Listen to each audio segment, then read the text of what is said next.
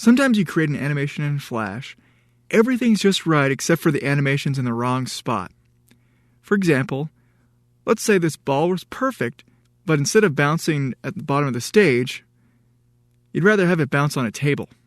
In this movie, we'll talk about how to edit multiple frames of an animation at one time so that you can move an entire animation.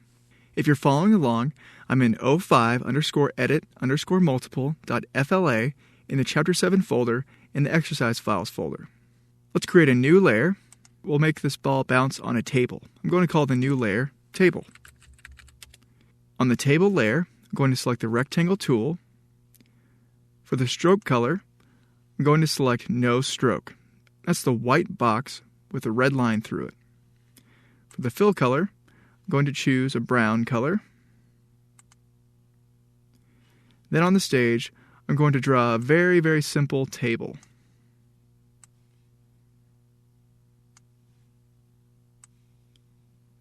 Feel free to take more time on your table if you'd like.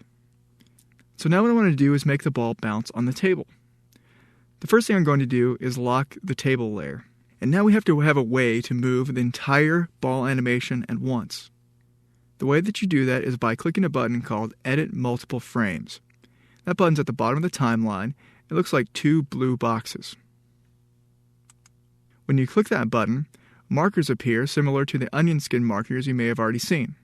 What I'm going to do is grab the marker on the right and drag it all the way to the right as far as it will go.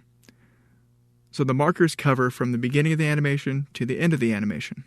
And then I'm going to select the entire animation by pressing Command A on my keyboard. On the PC, the keyboard shortcut is Control A.